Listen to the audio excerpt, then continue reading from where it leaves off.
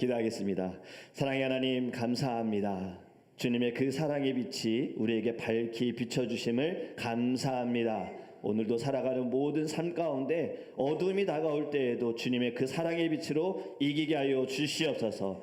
말씀을 통해 우리 안에 주님의 사랑이 가득하고 은혜가 가득하고 성령의 충만함이 넘쳐서 하나님 모든 자리가 감사, 기쁨, 예수, 오직 주님만을 증거할 수 있는, 자랑할 수 있는 은혜의 한날이 될 수 있도록 주님 우리와 동행하여 주시옵소서. 임마누엘의 하나님을 찬양합니다. 감사합니다. 예수 그리스도의 이름으로 기도합니다. 아멘. 오늘 우리에게 하나님의 말씀 함께 보겠습니다. 잠언서 31장입니다. 잠언서 31장 20절에서 31절 말씀입니다. 제가 주는 성경책인 구약성경 946페이지입니다.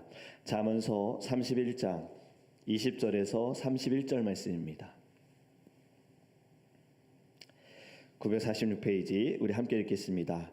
그는 곤고한 자에게 손을 펴며 궁핍한 자를 위하여 손을 내밀며 자기 집 사람들은 다 홍색 옷을 입었으므로 눈이 와도 그는 자기 집 사람들을 위하여 염려하지 아니하며 그는 자기를 위하여 아름다운 이불을 지으며 세마포와 자색 옷을 입으며 그의 남편은 그 땅의 장로들과 함께 성문에 앉으며 사람들의 인정을 받으며 그는 배로 옷을 지어 팔며 띠를 만들어 상인들에게 맡기며 능력과 존귀로 옷을 삼고 후의를 웃으며 입을 열어 지혜를 베풀며 그의 혀로 인애의 법을 말하며 자기의 집안일을 보살피고 게을리 얻은 양식을 먹지 아니하나니 그의 자식들은 일어나 감사하며 그의 남편은 칭찬하기를 덕행 있는 여자가 많으나 그대는 모든 여자보다 뛰어나다 하느니라. 고운 것도 거짓되고 아름다운 것도 헛되나 오직 여호와를 경외하는 여자는 칭찬을 받을 것이라. 그 손의 열매가 그에게로 돌아갈 것이요 그 행한 일로 말미암아 성문에서 칭찬을 받으리라. 아멘. 아멘. 할렐루야. 오늘의 말씀을 통해 깨닫는 지혜가 넘치시기를 주님의 이름 축복합니다. 우리 이 아침에 또 한번 같이 인사하기 원합니다. 주님의 이름 사랑하고 축복합니다. 주님의 이름 사랑하고 축복합니다. 이렇게 또 아침에 서로 인사하는 것은요, 이 자리에 누가 오셨는지 보시고 오늘 기도할 때 이 자리에 있는 분들, 우리 사랑하는 성도님들, 또 여러분들을 위해서 하나님이 만나게 하신 분들 이름 불러가며 얼굴 생각하며 기도하셨으면 좋겠습니다. 하나님이 반드시 기도를 통해서 주님의 역사, 기적이 일어나게 될 줄 믿습니다. 이제 오늘은 잠언의 마지막입니다. 현숙한 여인에 대해서 말씀하고 있어요. 말씀을 읽으면서 이런 생각을 좀 해봤어요. 오늘의 말씀이 읽으면서 또 말씀을 들으면서 이 현숙한 여인 나를 말하고 있구나 이렇게 생각할 수도 있고, 아니면 나는 아직 현숙한 여인이 되기까지는 조금 부족하구나 라고 생각할 수도 있고, 아니면 내 주변에 현숙한 여인이 생각났을 수도 있고, 아니면 그냥 아무 생각이 들지 않았을 수도 있습니다. 근데 꼭 현숙한 여인뿐만이 아니라 우리는 말씀을 들을 때 그렇습니다. 이건 내게 주시는 말씀으로 들을 때도 있고, 이건 저분이 들어야 하는 말씀이라고 생각할 수도 있고, 때로는 아무 생각 없이 말씀을 들을 수 있는데 내게 주신 말씀으로 듣기를 간절히 원합니다. 여러분, 잠언의 전체적인 주제가 무엇입니까? 지혜에 대해서 늘 말씀하고 있잖아요. 특히 마지막에 지금 현숙한 여인을 통한 지혜에 대해서 우리를 가르쳐주고 있습니다. 현숙하다는 의미 히브리어로 보면요, 군대, 용사, 힘, 능력 이런 의미거든요. 옛날의 문화로 보면 그렇다면 이 현숙, 군대, 용사, 힘, 능력이라는 말과 여인이라는 단어가 사실은 잘 어울리지 않습니다. 옛날의 문화로 볼 때. 요즘이야 이제 여성분들도 자리도 있고 일도 하시고 여러 가지 좀 다르지만 옛날에는 좀 달랐잖아요. 족보에도 이름이 들어가지 못했고 인정받지 못했고 인구를 셀 때에도 여성과 아이들은 빼던 그 문화에서 지금 현숙한 여인은 사실은 잘 맞지 않는 단어입니다. 여러분, 성경을 잘 모르는 사람들은 성경에 대해서 이런 얘기를 하더라고요. 남성 우월주의 책이다. 여러분은 어떻게 생각하십니까? 정말 성경을 잘 모르시기 때문에 그렇습니다. 성경에 어디 남성만을 높이고 여성을 비하합니까? 아니에요. 전체적으로 보면은 성경은 세상의 문화와는 다르게 오히려 여성들을 인정합니다. 그리고 또 하나님은 여성들을 통해서 일하셨습니다. 그래서 우리 여러분 성경에 에스더 서도 있고 룻기 서도 있잖아요. 다윗 서 없습니다. 그렇죠? 물론 대선지서, 선지서에는 이제 활동한 선지자들의 이름을 썼지만 엘리야 서도 없고 엘리사 서도 없어요. 그런데 에스더, 룻 이렇게 하나님께서는 남성이든 여성이든 상관없이 하나님이 부르신 자들, 택한 자들을 통해서 하나님은 일하신다라는 거죠. 예수님의 족보도 보면 여성의 이름이 거론되지 않습니까? 특히 감추고 싶은 이방 여인들, 그들의 행동을 볼 때에는 절대로 족보에 들어가지 말아야 할 사람들의 이름이 들어가지 않습니까? 그 중에 룻도 들어가 있잖아요. 여러분, 현숙한 여인이라고 또 룻기서에는 말씀하고 있어요. 룻에 대해서 인정을 받은 이방 여인.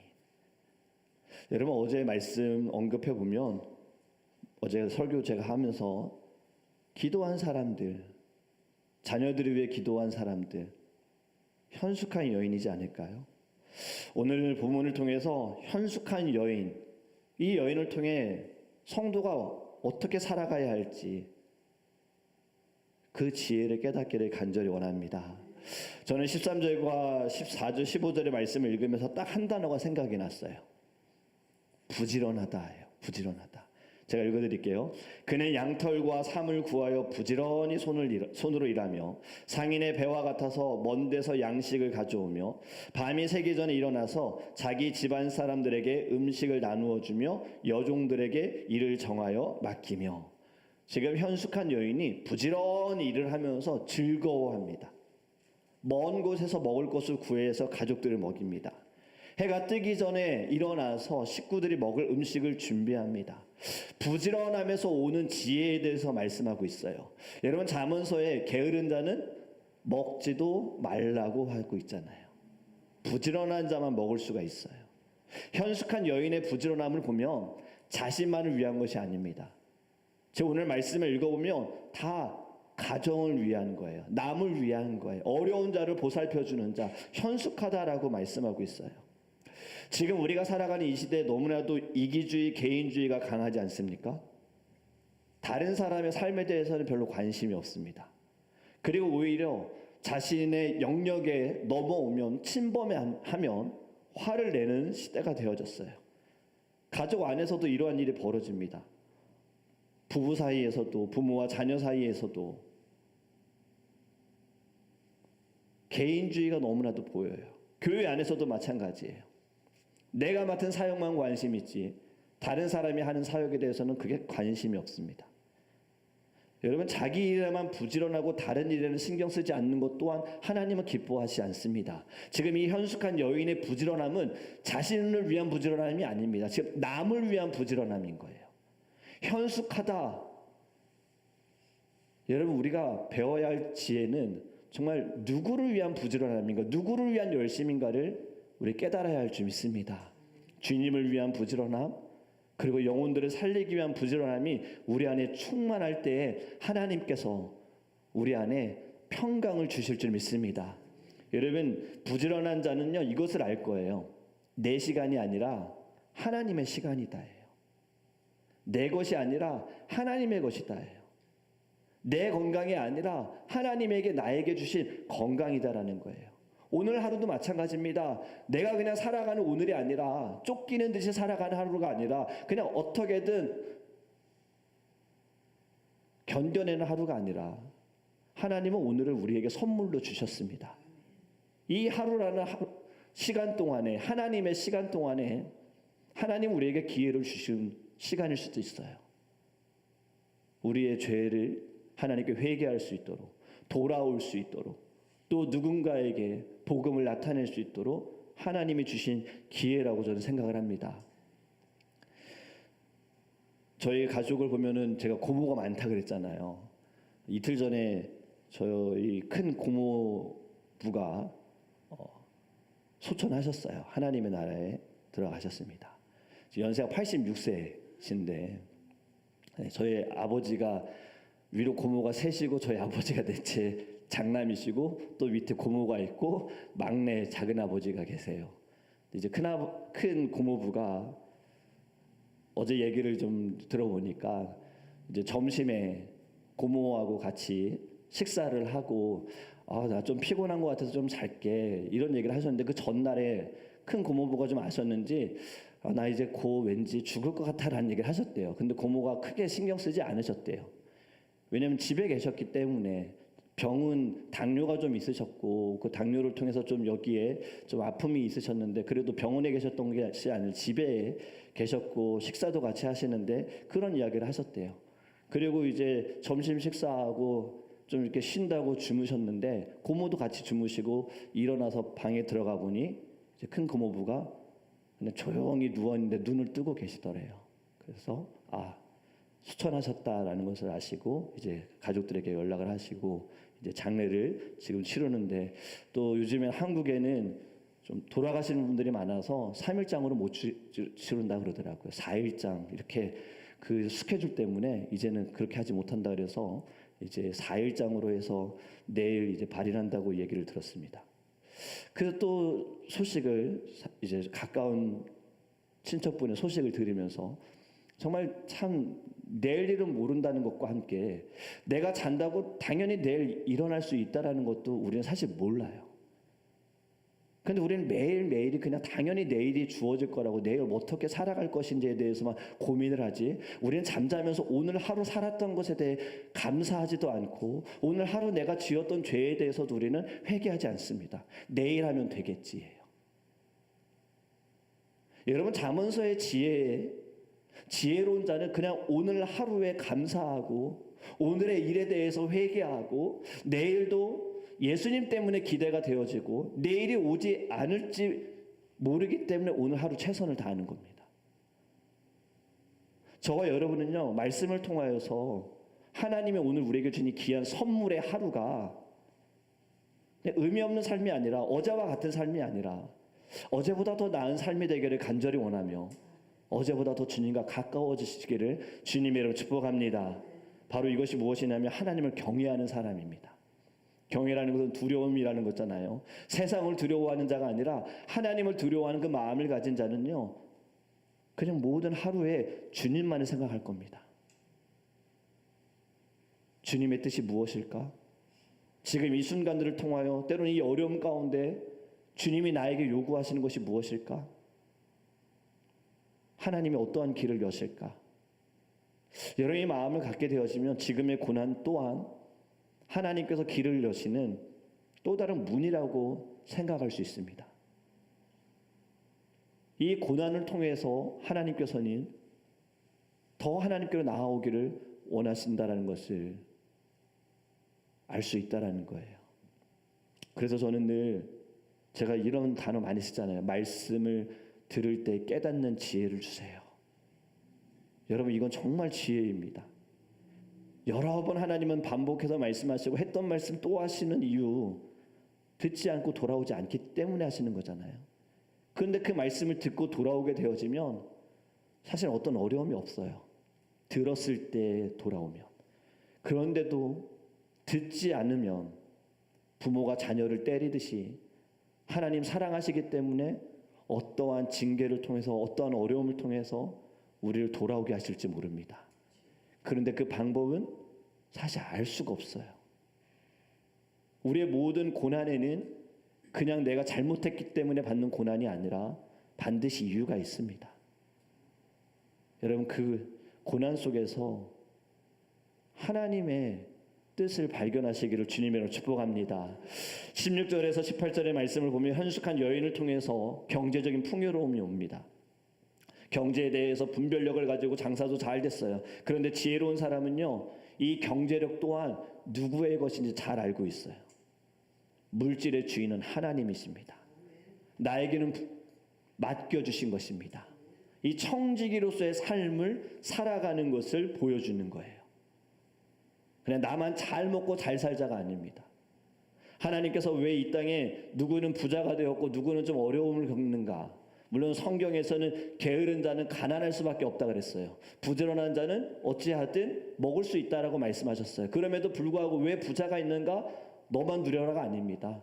주변을 돌봐라라고 말씀하시는 거죠. 그래서 성경에서도 부자에 대한 이야기가 많이 나오는데 부자들을 보면 하나님을 위해서 쓰임받지 않은 것으로 우리는 여깁니다. 그런데 여러분, 사실 부자들 가운데 쓰임받은 사람들도 많습니다. 아브라함도 부자였습니다. 욥도 부자였습니다. 또 초대교회의 큰 역할을 감당한 바울의 믿음의 동역자인 루디아도 부자였습니다. 부자여도 그것을 가지고 그 물질을 통해 누구를 위해 쓰느냐에 따라서 삶 이후에 그리고 모든 삶의 전반에서도 하나님께 칭찬을 받을 것인지 징계를 받을 것인지 거기에서 결정이 되는 거예요. 지혜로운 사람은 제 것이 아닙니다. 주신 이도 하나님이시요 거두어 가신 이도 하나님이십니다. 모든 것을 하나님께 맡겨드릴 때 하나님께서는 그 마음을 보시고 중심을 보시고 더욱 풍성하게 역사하여 주실 줄 믿습니다. 아브라함의 삶을 보면 아브라함이 뭘 잘해서 그가 재산이 많아졌던 것도 아니에요. 그가 재산이 많아진 거 단 하나, 하나님이 약속하셨기 때문에 그 약속을 통하여서 하나님은 그에게 계속해서 축복하여 주셨습니다. 누구까지 축복받았습니까? 그와 함께한 조카 롯까지 축복받았습니다. 그런데 동일하게 축복을 받았어요. 물질이 너무 많아졌어요. 종들이 싸우게 되어지니 갈라졌잖아요. 끝까지 하나님과 함께한 자, 끝까지 모든 것이 다 하나님의 것이라고 여긴 아브라함은 계속해서 축복을 받았고 동일하게 물질의 축복을 받았지만 소돔의 땅으로 간 롯은 어려움을 당합니다.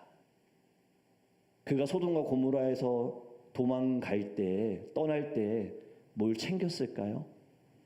빈손으로 빈털터리로 나갔을 겁니다.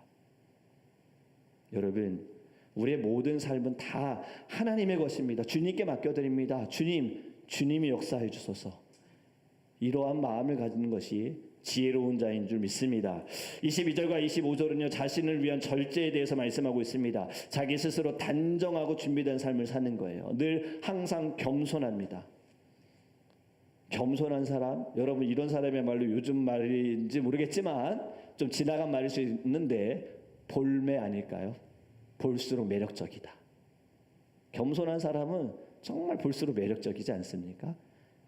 계속 함께하고 싶지 않습니까? 같이 있을 때 내 안에도 나도 뭔가 겸손해지는 것 같은 거예요. 시간이 흐를수록 이런 사람은요 더 아름다운 사람인 줄 믿습니다. 여러분, 현숙한 여인의 지혜로움이 결국에는 가정과 공동체를 살립니다. 23절에 보면 그의 남편인 그 땅의 장로들과 함께 성문에 앉으며 사람들의 인정을 받으며, 남편이 지금 사람들에게 인정을 받았는데 남편이 잘나서가 아닌 거예요. 지금 말씀처럼 여인, 그 아내의 신실함, 아내의 부지런함을 통해서 남편이 변화된 겁니다. 남편이 사람들에게 인정을 받습니다. 아내의 섬김이 남편의 삶에 신뢰와 존경을 가져왔다는 거예요. 아내를 통한 남자의 변화, 사실 어렵습니다.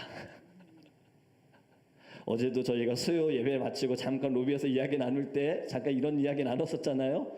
그런데 여러분, 어느 교회를 가더라도 남자가 더 많은 교회는 별로 없어요. 근데 제가 잘 생각해 보니 한 군데가 있을 만합니다. 군대 교회.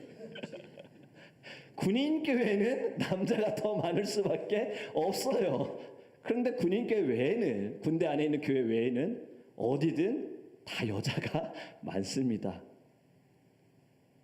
그래서 남편 전도하는 게 어렵다.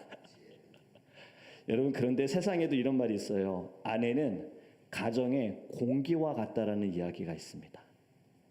눈에 보이지 않지만 그 존재의 상태가, 아내의 말이, 아내의 마음이, 아내의 모습이 그 집안의 분위기를 바꿀 수 있다라는 이야기예요. 미국의 유명한 기독교 작가 엘리자베스 엘리엇이 이런 말을 했습니다. 당신의 남편이 그리스도인답지 않더라도 그를 성경 읽히게 만들려고 하지 말고 당신이 성경이 되라. 어떤 여성분들은 남편이 교회를 떠나고 술에 빠져 있을 때 그를 바꾸기 위해서 어떻게든 이야기합니다. 끊임없이 말하고 끊임없이 설득하지만 남자들이 말을 들어요? 안 듣습니다. 갈등만 더 커진다는 거죠. 그래서 기도 가운데 이렇게 결단했어요. 하나님, 이제 제 말로 남편을 바꾸지 않겠습니다. 침묵의 순종과 조용한 존중으로 성령께서 일하시게 기도하겠습니다. 그리고 정말 말없이 남편에게 아무 얘기하지 않고 기도에 힘썼고 어찌하든 남편에게 사랑을 보여줬고 존중했고 섬겼어요. 몇 년이 지나고 남편이 자신의 죄를 깨닫고 울며 회개하며 이렇게 말했습니다. 내 아내가 나 같은 사람을 이렇게까지 사랑하는데 하나님 계신 게 분명해. 그리고 돌아왔다는 거예요. 여러분, 지혜로운 아내가 적용할 수 있는 도전이 될 만한 것을 좀 소개합니다. 첫 번째는요, 말로 이기려고 하지 마시고 삶으로 증명하시기 바랍니다. 잔소리 오히려 남편의 길을 막습니다.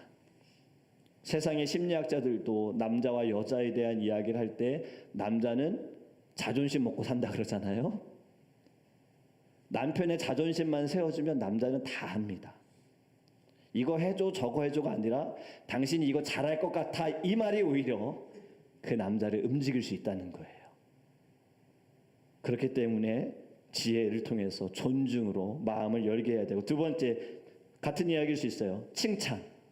칭찬은 남편을 움직이는 연료답니다. 하루에 한 번이라도 진심 어린 칭찬을 해봐라. 당신 오늘 참 든든해 보여. 이 말 한마디가 남자의 어깨를 세운다는 거예요. 세 번째, 기도. 부부 사이에 숨겨진 다이너마이트입니다. 남편 몰래 하는 중보기도 가장 강력한 비밀 병기라는 거예요. 남편이 혹시라도 실수하더라도 실패했을지라도 그것을 가지고 지적하는 것이 아니라 가능성을 보고 힘을 실어주라고 이야기를 합니다. 현숙한 여인, 현대판의 현숙한 여인을 말씀드린 거예요. 성경에서도 하나님께서는 남자를 가정의 머리라고 하셨습니다. 그리고 아내에게도 복종하라고 말씀하셨고 남편은 아내를 사랑하라고 했어요.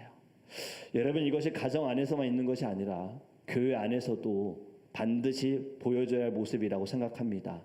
여러분, 28절의 말씀 너무나도 참 부러운 이야기 아닙니까? 그의 자식들이 일어나 감사하며 그의 남편은 칭찬하기를.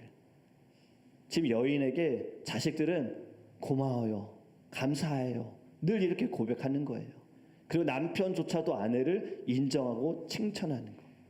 지금 이 현숙한 여인을 통해서 가정이 어떻게 보입니까? 따뜻해 보이지 않습니까? 안정돼 보이지 않습니까? 평안해 보이지 않습니까? 여러분, 교회 안에서도 현숙한 여인의 모습이 있어야 합니다. 그럴 때 교회가 교회다운 모습으로 교회에 하나님이 주신 사명을 가지고 나아갈 수 있어요. 언제까지 우리가 교회 안에서 싸움만 할 겁니까? 우리의 싸움은 악한 것과 있잖아요. 영적인 에너지 우리끼리 낭비하지 않았으면 좋겠어요. 지금 이 이야기의 현숙한 여인, 여자들만 현숙하세요? 아니에요.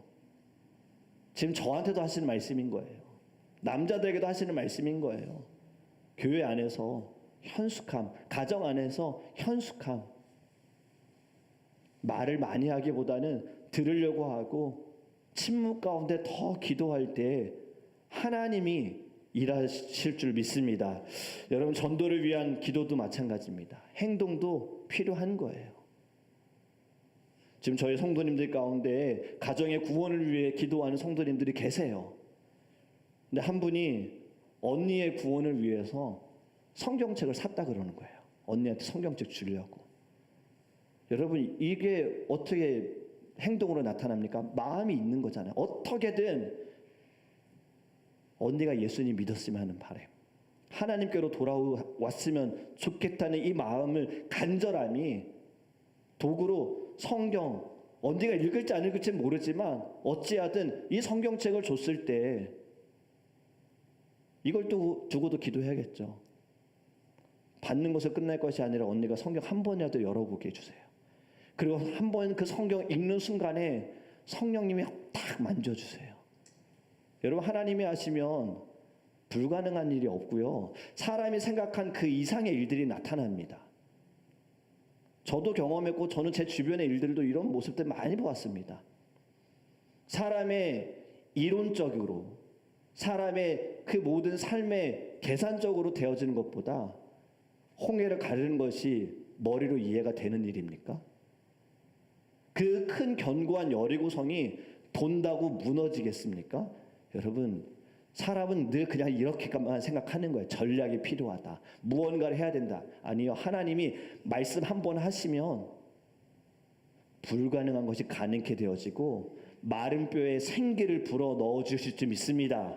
그것이 저와 여러분의, 먼저 우리 자신이, 그리고 우리의 삶에, 우리의 가정에, 우리가 서 있는 모든 자리에 하나님의 역사가, 하나님의 기적과 이적이 나타나기를 주님의 이름 축복합니다. 여러분, 30절과 31절의 말씀을 보면 결국에는요, 칭찬을 받아요.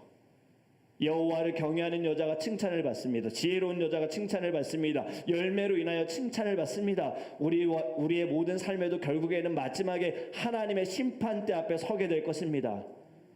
저와 여러분들 칭찬받으시기를 간절히 원합니다. 잘했다. 내가 너를 안다.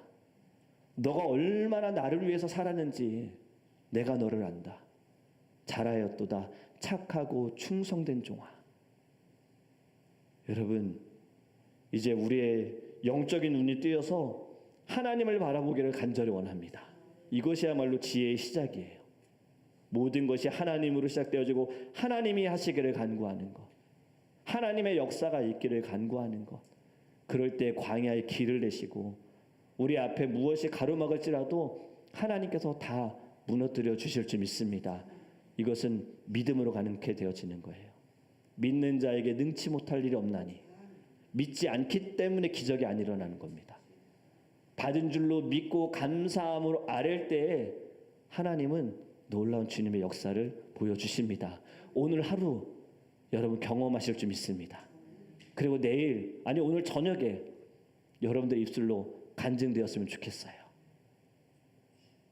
가정 안에서 부부끼리, 자녀들에게, 사랑하는 사람들에게 여러분들 오늘 하루 어떤 기적을 하나님이 보여주셨는지 저는 늘 이것을 두고 기도합니다. 우리 성도님들 하나님 지켜주세요. 간증 있는 삶을 살게 해주세요. 성도님들 입술에 하나님 살아계신다고, 하나님 내 기도 다 들어주셨다고, 오늘 정말 이해할 수 없는, 아니 내가 생각할 때에는 해결될 수 없는 그 상황 가운데 뜻하지 않은 일들로 하나님 역사해 주셨다고. 여러분, 이러한 고백이 저와 여러분에게 있기를 주님의 이름으로 축복합니다. 이제 우리 함께 기도하기 원합니다. 여러분, 첫 번째로 기도하기 원하는 것은요, 우리 하나님께 지혜를 달라고 구했으면 좋겠어요. 주님, 저희들 더 이상 미련한 자가 되지 않기 원합니다. 지혜로움은 결국은 하나님을 경외하는 자가 지혜롭다 하셨습니다. 하나님, 이 시간 주님을 바라봅니다. 주님의 손에 맡겨드립니다. 주님 역사하여 주소서.